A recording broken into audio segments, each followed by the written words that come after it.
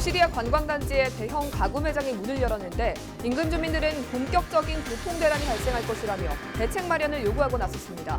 부산시는 차로 확장과 함께 교통체계 개선 계획을 밝혔습니다. 코로나19가 국내에서는 다소 진정 국면으로 접어들고 있습니다. 하지만 중국에서는 감염자와 사망자가 늘고 있어 안심하기에는 이르다는 지적입니다. 국내외 발생 현황 알아봅니다. 파산한 침례병원에 대한 4차 경매가 진행됐는데 입찰 의향서 제출자가 없어 또다시 유찰됐습니다. 다음 경매일은 3월 19일이며 이번 유찰에 따라 최저 매각 가격은 20% 하락됐습니다. 13일 낮 12시 50분쯤 기장군의 한 마트에 음주운전자가 몰던 승용차가 돌진하는 사고가 발생했습니다. 이 사고로 마트 직원 A씨가 다리를 다쳐 병원으로 이송됐습니다. 여러분 안녕하십니까? 헬로티비 뉴스 부산입니다. 대형 가구 매장이 13일 오시리아 관광단지에 문을 열었습니다. 개장도 개장이지만 문제는 교통난인데요. 원체 평소에도 차량이 몰리는 지역이다 보니 그동안 교통대책 요구도 많았는데 당장은 뾰족한 대책이 없습니다. 차선영 기자가 보도합니다. 오시리아 관광단지에 13일 대형 가구 매장이 문을 열었습니다. 평일에 문을 열었지만 야외 주차장은 하루 종일 시민들의 차량으로 빼곡했습니다. 보시는 것처럼 매장으로 들어가기 위해서 부산 시민들이 길게 줄을 서 있습니다. 하지만 한켠에서는 교통체증으로 고통받고 있다며 송정동 주민들이 거리로 나와 호소하고 있습니다. 오시리아 관광단지로 진입하기 위한 송정동 일대 도로는 항상 주말만 되면 교통전쟁을 치릅니다. 여기에 대형 가구 매장이 영업을 시작하면서 교통체증과 차량 매연으로 인한 고통이 심화될 것이 불을 보듯 뻔하다는 겁니다. 내일 모레 되면 주말 되는데 직접 한번 보시면 알겠습니다. 여기서 아마 신도시까지 차가 다 막혀가지고 차가 아마 못 움직일 것 같습니다. 대책을 요구했는데 아주까지 아무 답도 없고. 주민들은 교통대책을 마련하라며 목소리를 높였습니다. 차량 정체가 됨으로써 매연이고 그 따라가 정체가 되면 밖에 어디 나갈 수도 없을 정도 주말 되면 그렇습니다. 장산역에서 오시리아역까지 지하선 연결을 만들어주고. 매장 측이 내놓은 대책은 임시 주차장 조성 외에는 우회 안내 입간판 설치, 대중교통 이용 홍보 정도 수준에 그쳤습니다. 주민들을 위한 마땅한 대책은 없는 셈입니다.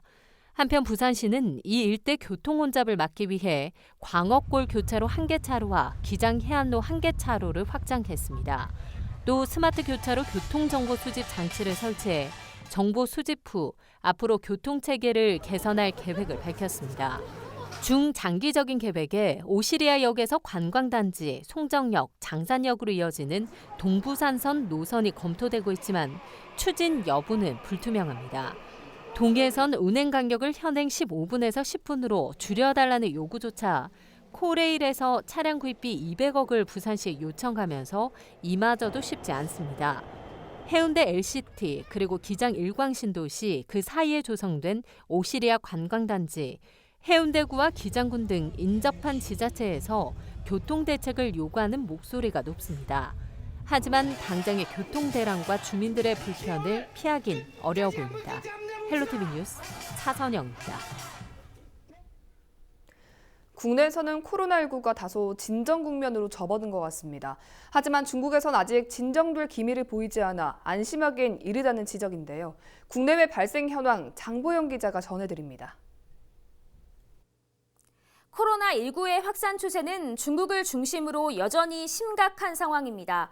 13일 오후 5시를 기준으로 누적 확진자는 6만여 명, 사망자는 1,300여 명으로 집계됐습니다. 중국 후베이성에서 감염자와 희생자가 급증했는데요. 하루 만에 환자가 14,840명이 추가됐고 사망자도 242명 늘었습니다. 코로나19 감염자가 집단 발생한 일본 요코하마항 정박 크루즈선인 다이아몬드 프린세스호에서도 확진자 44명이 추가로 확인됐습니다. 한국인 승객 15명의 감염 여부는 확인되지 않았습니다. 이런 상황에도 국내외에서 완치 사례가 잇따라 나오고 있습니다. 홍콩에 사는 20대 남성이 퇴원했고 티베트와 러시아 등에서도 3명이 완치해 귀가했습니다. 우리나라에서도 13일 오후를 기준으로 사흘째 추가 감염자가 없는 가운데 확진자 28명 중 7명이 완치 판정을 받고 퇴원했습니다.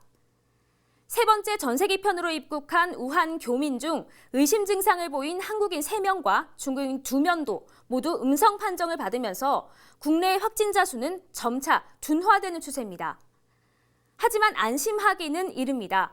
확진자 중 1명이 비교적 중증 상태로 산소 공급 치료를 받고 있습니다. 당국은 아직 소강 국면으로 볼 수는 없다며 국내 발생 상황을 더욱 예의주시할 계획이라고 밝혔습니다. 헬로티비 뉴스 장보영입니다. 부산 지역 여권 발급 신청이 크게 준 것으로 나타났습니다. 지난 1일부터 11일까지 부산시와 16개 구군이 접수한 여권 발급 신청은 모두 3,505건으로 나타났습니다. 지난달 신청 건수가 2만 3천여 건인 것을 고려하면 이달에는 그 절반에도 못 미칠 것으로 전망됐습니다. 부산시는 코로나19의 영향으로 해외여행을 자제하는 분위기가 반영된 것으로 판단했습니다.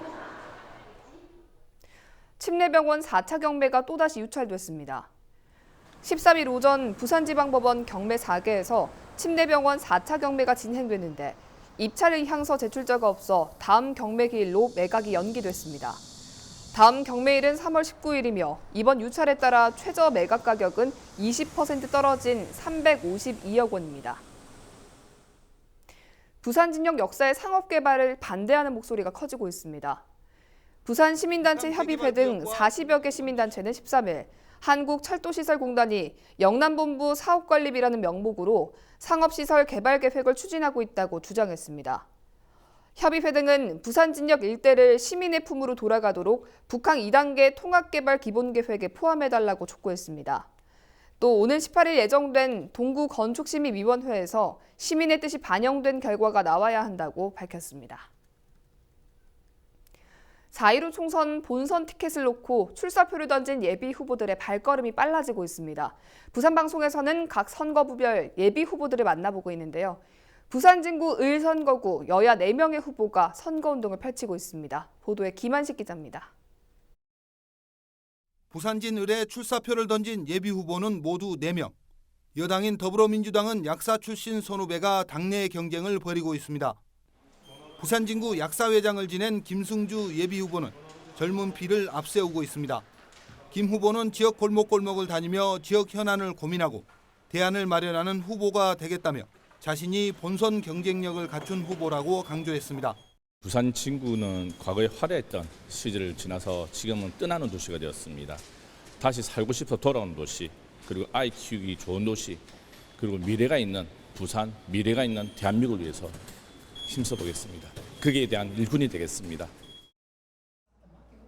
류영진 예비 후보는 부산시 약사회장을 거쳐 식약처장을 지낸 경력을 갖고 있습니다. 류 후보는 식약처장 시절 살충제 계란 사태 등으로부터 국민의 건강과 안전을 지켰다며 준비된 후보임을 강조했습니다. 촛불혁명으로 탄생한 문재인 정부를 성공시키고 부산 발전 또 진구 발전을 위해서 출마했습니다. 그리고 4차 산업을 대비한 국회 정비법들도 필요하고 새로운 재정법도 필요하다고 그런 역할을 하기 위해서 나왔습니다. 자유한국당은 현역 의원과 원내 당직자가 본선 티켓을 놓고 경쟁을 벌이고 있습니다. 자유한국당 원내 행정국장 등을 지낸 황규필 예비 후보는 현역인 이현승 의원에게 도전장을 내밀었습니다. 황 후보는 당직자 시절 농림해양수산위 수석전문위원 등의 경력을 갖고 있는데 이제는 쇠약해가는 부산 진구도 새로운 변화가 필요하다며 자신이 꼭 필요한 인물임을 강조했습니다. 이번 국회의원 선거는 과거에 머물 것인가 아니면 새로운 힘찬 도약을 할 것인가를 결정하는 중요한 선거입니다. 저 황규필 부산 진구 을의 새로운 변화와 도약을 반드시 이뤄내겠습니다. 현역인 자유한국당 이현승 의원도 예비 후보로 등록했지만 일정을 이유로 취재에 응하지 않았습니다. 이 밖에도 당초 여야 맞대결이 예상됐던 부산진 을에 이성권, 이종혁 전 의원이 출마를 준비하는 것으로 알려졌습니다. 헬로티비 뉴스 김한식입니다. 부산지방경찰청은 오는 4월 15일 국회의원 선거와 관련해 불법 행위를 저지른 혐의로 12명을 내사 또는 수사 진행하고 있다고 밝혔습니다. 경찰은 선거를 앞두고 대가성 금품을 주고받은 혐의로 7명을 적발하고 허위 사실을 유포한 혐의로 2명을 조사하고 있습니다. 경찰은 선거 공정성을 중대하게 침해하는 5대 범죄를 금품과 거짓말 선거, 불법 선전, 불법 단체 동원, 선거 폭력 등으로 분류하고 집중 단속을 실시하고 있습니다. 부산경찰청은 13일 일선 16개 경찰서에 선거사범 수사상황실을 동시에 개소하고 오는 4월 29일까지 운영에 들어갔습니다. 국제관광도시로 선정된 부산의 관광 비전과 발전 방안을 모색하는 시민 대토론회가 13일 부산시의회에서 열렸습니다. 부산 여성신문 주최로 열린 이번 행사에는 관광과 마이스, 도시공학을 비롯한 각 분야 전문가와 시민 등 200여 명이 참석했습니다. 발제에 나선 김기수 동아대 건축학과 교수는 관광의 패러다임이 산업을 기반으로 경험과 콘텐츠를 접목한 창조 관광 형태로 변화하고 있다며 쇠퇴한 부산 지역 문화재생과 활성화를 통해 문화적으로 지속가능한 관광지역으로 만들어야 한다고 강조했습니다. 또 정희준 부산관광공사 사장은 관광도시 부산의 미래 청사진을 바로 세우는 것이 우선이고 관광객들의 시선에서 부산의 관광을 돌아볼 필요가 있다고 주장했습니다. 13일 낮 12시 50분쯤 기장군의 한 마트에 승용차가 돌진하는 사고가 발생했습니다. 이 사고로 마트 직원 A씨가 차량에 치여 부상을 입었습니다. 기장경찰서는 마트에서 물건을 산 뒤 차량을 후진하던 운전자 B씨가 주차 중인 차량과 부딪힌 뒤 놀라 마트로 돌진한 것으로 보고 있습니다. 한편 경찰이 B씨의 혈중 알코올 농도를 측정한 결과 면허 취소 수준인 0.101%로 나타났습니다. 부산지검은 한국해양대 실습생 사망 사고와 관련해 수사에 착수했습니다. 검찰은 실습생 안전관리 실태와 초동조치 적정성 등을 면밀히 조사하고 사망 경위가 명백히 밝혀질 수 있도록 수사를 지휘하겠다고 밝혔습니다. 한국해양대 해사대학 실습생 A씨는 지난 9일 인도양으로 향하던 파나마 국적 화물선 기관실에서 일사병으로 의심되는 증상으로 쓰러져 숨졌습니다.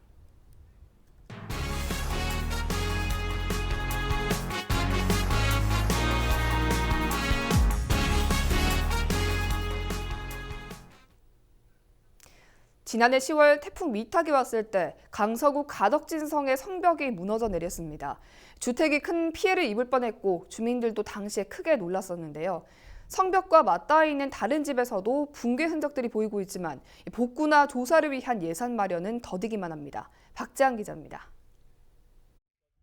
학교와 주택가 경계를 이루고 있는 성벽 일부 구간이 무너져 내렸습니다.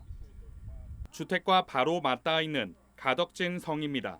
사고는 지난해 10월 불어닥친 태풍 미탁의 영향으로 많은 비가 내린 직후에 벌어졌습니다.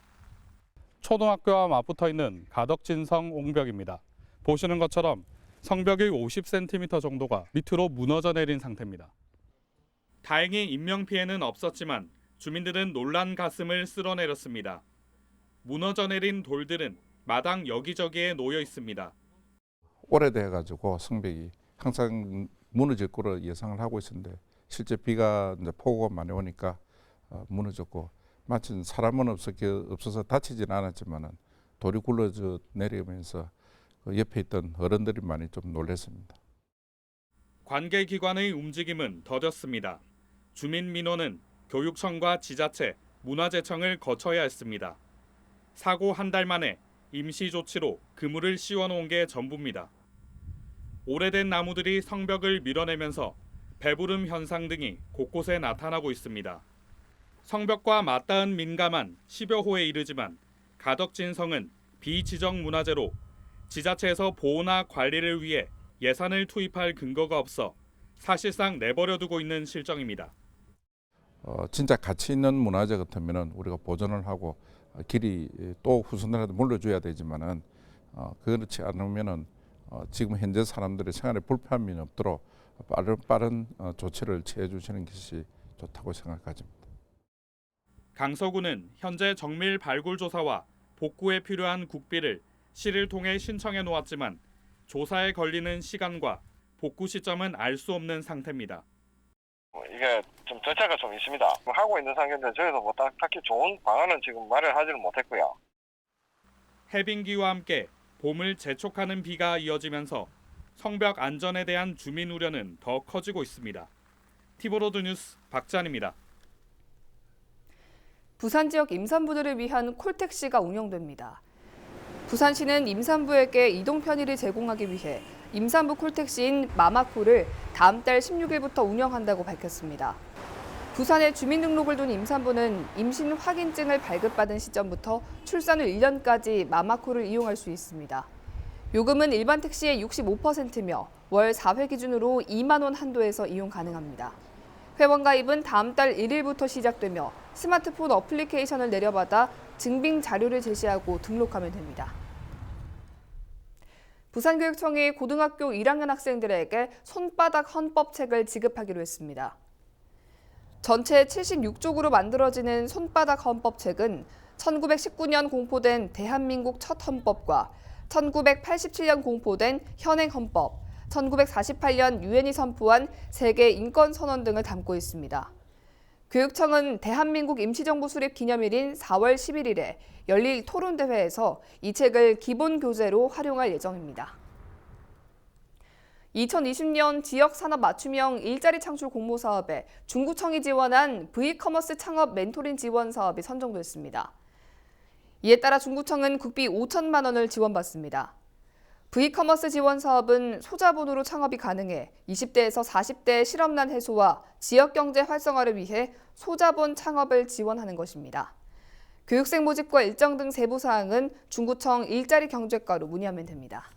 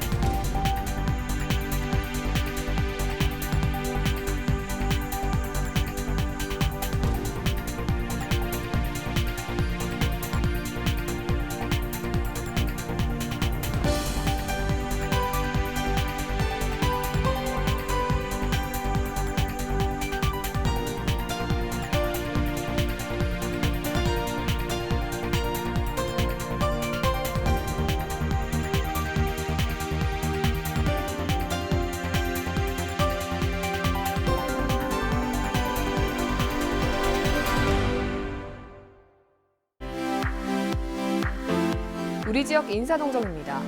오거돈 부산시장은 14일 오후 2시 지역혁신 플랫폼 보고회에 참석합니다. 정미영 금정구청장은 오전 10시 세정그룹 이웃돕기 발대식에 참석합니다. 최영욱 동구청장은 오후 4시 공감센터 관련 협업회의에 참석합니다. 서은숙 부산진구청장은 오후 3시 서면 근대산업유산 탐방길 조성 용역 착수 보고회에 참석합니다. 김철훈 영도구청장은 오후 5시 한국 다문화 청소년 부산협회 이웃돕기 상품 전달식에 참석합니다. 홍순원 해운대 구청장은 오후 7시 태권도협회 정기총회에 참석합니다.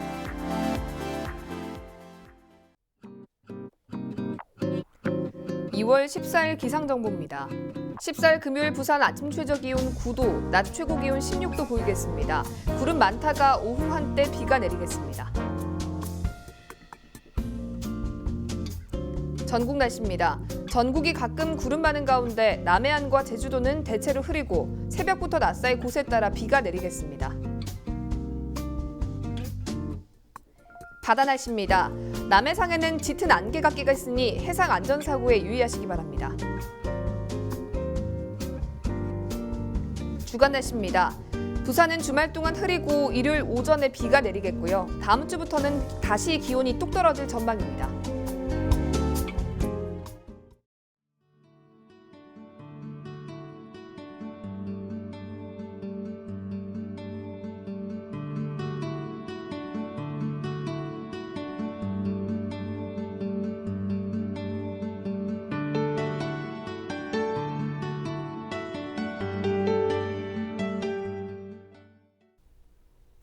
이상으로 뉴스를 마칩니다. 저희는 언제나 지역 주민 여러분 곁에 있겠습니다. 고맙습니다.